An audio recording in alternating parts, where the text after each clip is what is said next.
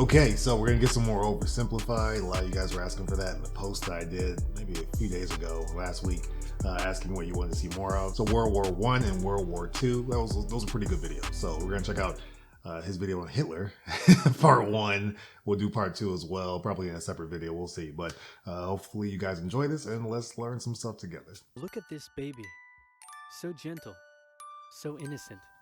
You'd think this child would grow up to become a good man, an honest man. Well, think again. Put the Hitler stash was born Adolphus right Hitler on in him. 1889 in a small town in Austria-Hungary. His father, Alois Schicklgruber, was born out of wedlock, but eventually changed his name to that of his stepfather, becoming Alois Hitler. Alois was a mid-level Austrian customs officer, not really rolling in cash, but certainly rolling in women. He married a rich, older lady, but then immediately started having affairs, including one with a much younger house servant. A few years later, he left his sick wife to be with his mistress, but since the Catholic Church didn't allow divorce at the time, he couldn't marry her. So he waited for his old wife to die and had a child in the meantime. Then his wife died, so he married his mistress and had another child, but then his new wife got sick, so he employed his much younger cousin, Clara, to take care of her. Then when his new wife died, he immediately got Clara, his cousin, pregnant. In that order. I was like, oh God, Clara and I Alois knew had it. 3 children I knew it was together, coming. who all tragically died while in infancy. So when the 4th child, Adolf, came along, Clara spoiled him rotten. The Hitlers had 2 more kids, and the family moved around a few times, meaning Adolf had to attend 5 different elementary schools. Adolf's father was strict, quick to anger, and took most of it out on the eldest son until he had enough and ran away at the age of 14, leaving 7-year-old Adolf to do most of the chores and get bullied by his The result was a difficult relationship with his dad, while he was super attached to his mother, who worried over him and his health excessively. Hitler didn't at first. His grades were good and his teachers praised him. He was popular with the other kids and enjoyed gathering them together to play war games. He also loved reading and particularly liked stories about cowboys and Indians. As he grew older, though, he started to get into trouble. He was caught smoking. White guys take over everything. That's kind of how that was going. Once organized a raid on a local orchard, tormented his pro-Austria religion teacher with symbolic gestures, displaying his allegiance to the idea of united Germanic people under a greater German state in defiance of Habsburg Austria. You know, the usual. All of this enraged Adolf's father, who punished him severely. The area of Austria-Hungary that Hitler lived in was once part of the German Confederation, and many of the people who lived there considered themselves to be German. Adolf tended to just go against whatever his father said, and since his father was an Austrian public official, Hitler got big into German nationalism. This enraged Adolf's father, who punished him severely. Around this time, a family tragedy struck. His 6-year-old brother, whom he loved a lot, died of measles when Adolf was 10, and was buried in the cemetery just across from their home. Around this time, neighbors reported a change in the young boy. Strange behaviors such as talking to trees and staying up late staring at the stars from the cemetery walls. He lost interest in religion, and his school grades started to decline, which enraged his father, who punished him severely. It seemed to be a lot of death, infant or just child death back in those days. I mean, I know that's something that always has happened, but like for him to experience it, especially his father, in so many moments is like.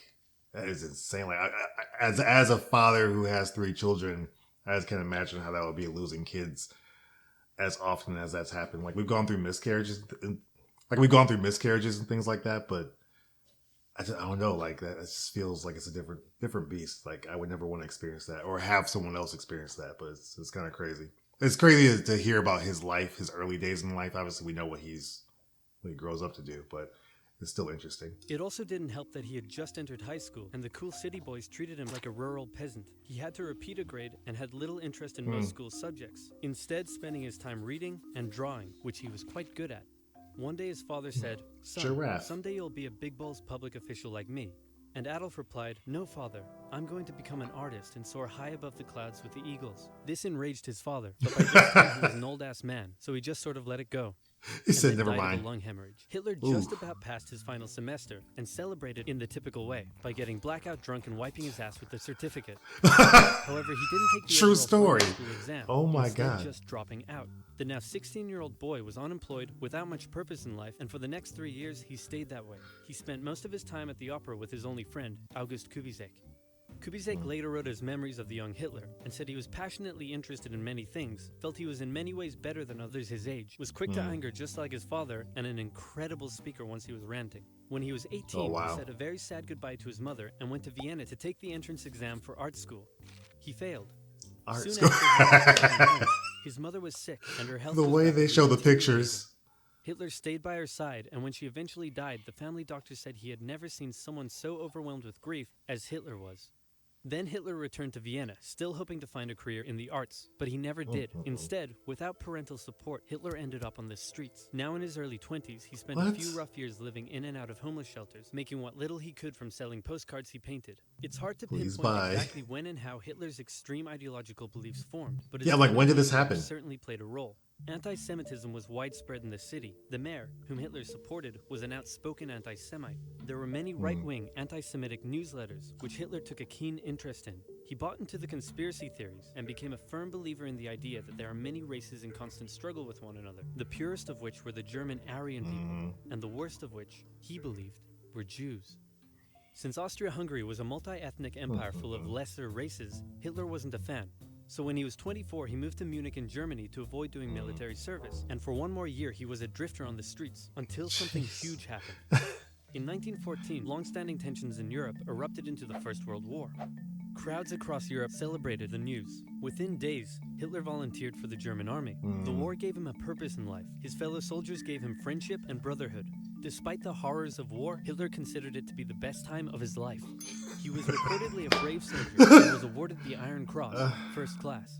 He was also very lucky and had many close encounters with death. His luck ran out in 1916, however, when an artillery shell injured his leg.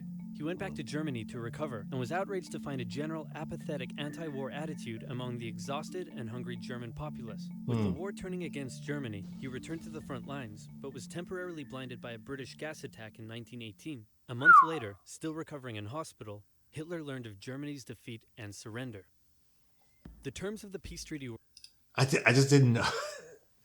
I mean, I knew about the leg injury for Hitler, but I didn't know he went back after that. Like that's crazy. It's already just kind of crazy to see like how things started for him, what his interests were early in his life, and how things really changed up, especially just based on the people that were around him and kind of influenced him from what we're seeing so far. So it's definitely interesting stuff. Were tough on Germany. It had to pay a lot of money and lose a lot of soldiers. These conditions weakened Germany and humiliated the German people. Europe's borders changed after the war too. New countries were formed out of Russia's lost territory, Austria-Hungary was dissolved, and there was one big new country splitting Germany into two.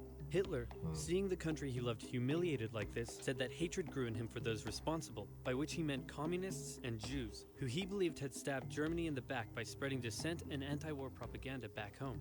Wow. Well, that was crazy. I mean, it's cool. It's cool to see the history of Adolf Hitler and just kind of how he was raised and what more or less is kind of pushing him towards the extremism that came about with his attack on the Jews and like who he hated, like Jews and communists, and how all that kind of came to be. That part is very interesting. Horrible what he did, obviously, but the history of kind of where he came from and how he was raised and his father and things of that nature. Definitely interesting stuff. It does bring to light or remembrance just how hard it was to live back in those days, like kids just dying like that. That's rough. I talked about that a little bit earlier, but definitely interesting stuff. So let's continue it. Check out part 2 down below. You can watch that right now. We can continue and we'll watch more Oversimplified as we go. I'm enjoying these, so hopefully you are too. Let me know your favorite part, as always, in the comments below. And I'll see you guys on the next one. Take care.